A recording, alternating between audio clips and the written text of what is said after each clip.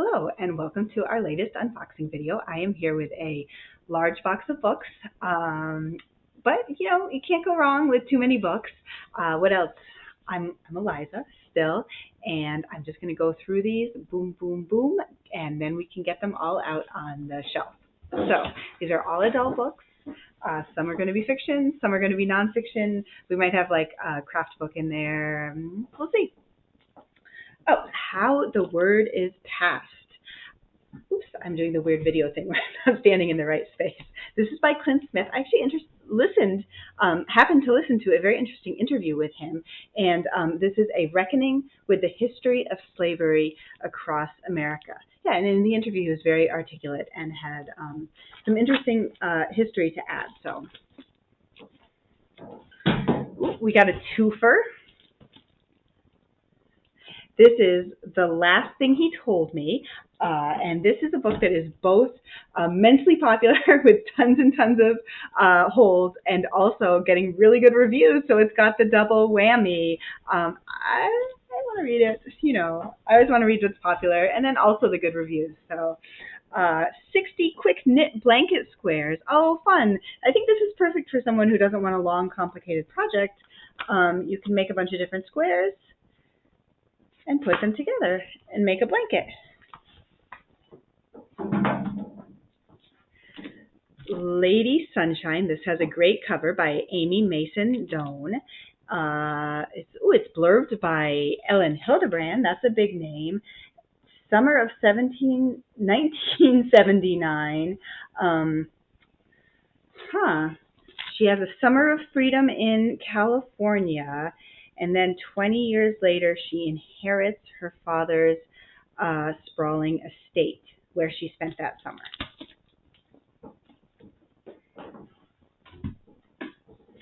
An Unlikely Spy by Rebecca Starford. I like this cover. They're drinking tea. So much hidden drama in drinking tea. A twisting, sophisticated World War II novel based on a true story about a spy who goes undercover. Oh, it sounds like she's a scholarship student, and then she gets recruited into M15.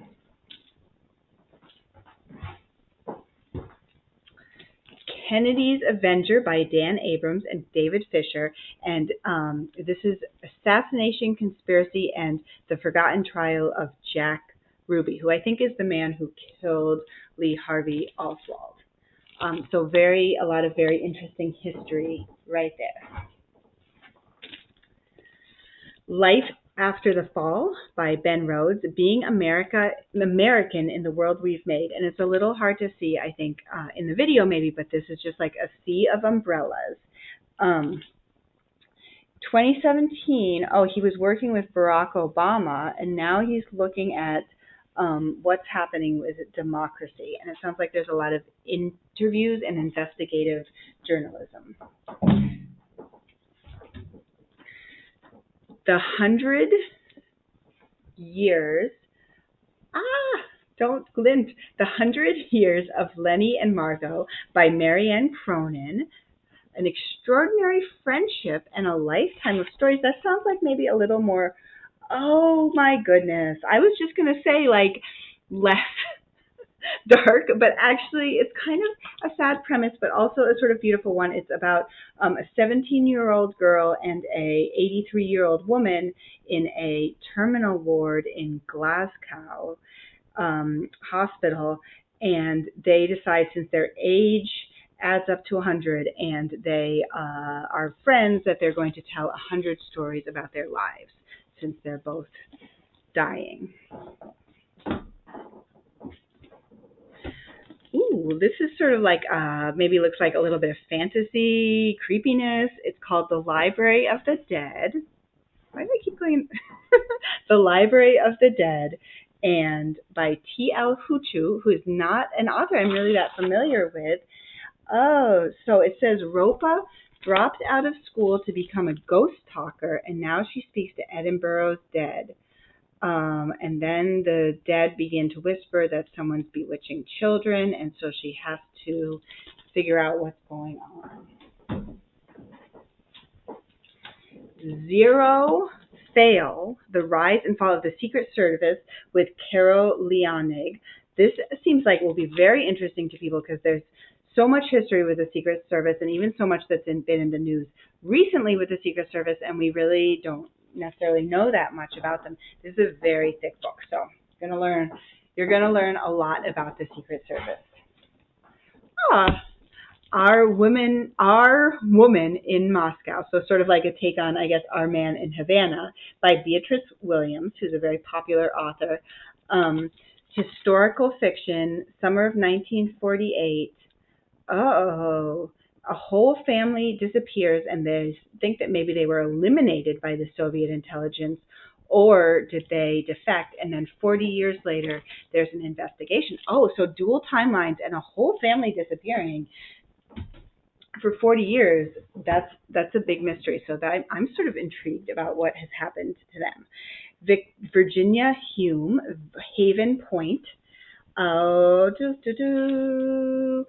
my gosh, 3 timelines you can see right off the bat. 1944 to 1970 and 2008. Trying to see if they're all connected. It's a little hard to tell. The first one is in small Minnesota farming town. Woman gets married. Second one, Vietnam War. There's a 17-year-old daughter. Oh, okay, yes. Okay, so it's 3 generations through a changing America, it says. But we know that it's a changing America. Oh, gosh, this is such a good title for a book. It's called The Ugly Cry by Danielle Henderson. It's a memoir. Just that title makes me want to read it because I feel so sympathetic. About a girl with a very unconventional childhood because she has she's abandoned by her mother, and then she ends up being raised by grandparents, even though she's Black, and they live in a predominantly white town in upstate New York. And then it sounds like it's just sort of very humorous about her growing up in that situation. 1, 2, 3 by Laurie Frankel. Oh, everyone knows the teeny town of Bourne, knows everyone, but the Mitchell triplets. Oh, okay, so it's about triplets, hence the title, 1, 2, 3. And one of them can't speak, and one of them is the librarian. And one of them, or maybe not the librarian. The library's closed. Anyways, 3 twins. What is going on? Oh, the water is turning green. You can't drink the water. The mother is fighting for justice. Wow. Very popular author. Sounds like this book has a lot going on. I sort of thought it was going to be about the family, and then it looks like it's actually also about the fight for clean water, which, again, another issue that's really been in the news a lot. The Confidence Men, How 2 Prisoners of War Engineered the Most Remarkable Escape in History, Margot Fox. Oh, wow, they're imprisoned in a remote Turkish POW camp. Oh, I think I remember reading about this. They make a handmade Ouija board, and they fake seances, and then, I don't know, somehow or other they work all this to manage to escape. It's a very complicated escape plan. Unwinding Anxiety. New science shows how to break cycles of worry and fear to heal your mind.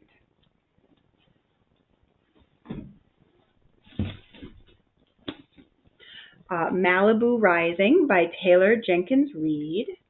Do we already have this one? I'm so confused. Malibu 1983. I think maybe it just looks a little similar to other books. And it's end of the summer party. And, oh no. About a woman who's just been abandoned very publicly by her husband. And then also her brothers and her baby sister, and they all have secrets, and they're very famous and rich.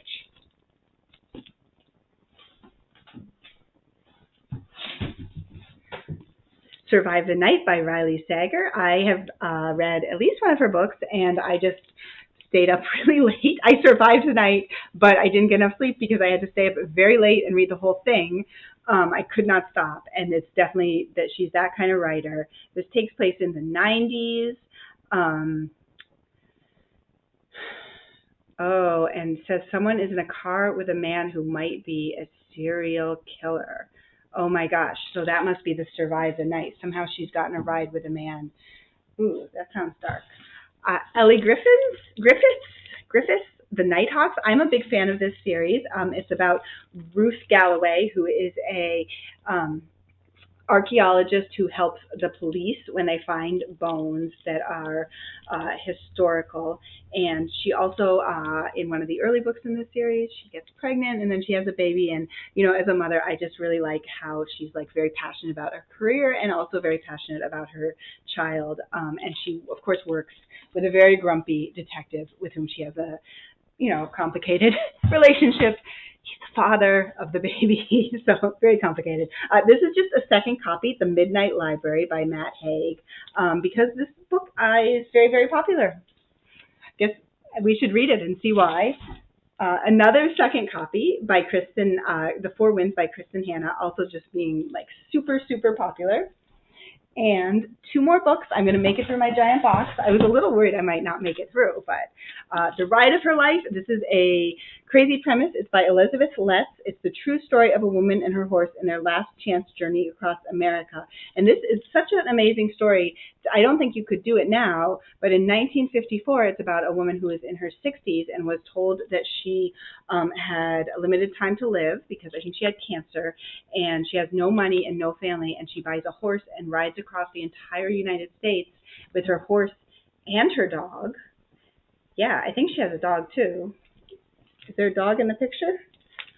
And she basically, people just sort of take care of her as she goes. Yeah, she has a dog, and people take care of her as she goes across the whole entire country. And she ends up meeting a lot of celebrities and also just a lot of interesting people.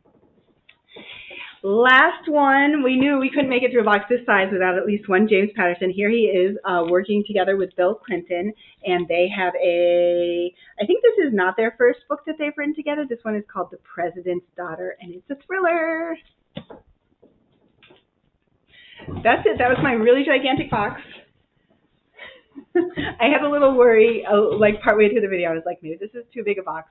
Maybe I'll have to like pretend I finished the box and then actually do another video with the rest of the box. But no, I made it through the box, and now we are going to get all of these out on the shelf, and I think we'll have a lot of happy patrons when they come in and see all these new books. Bye.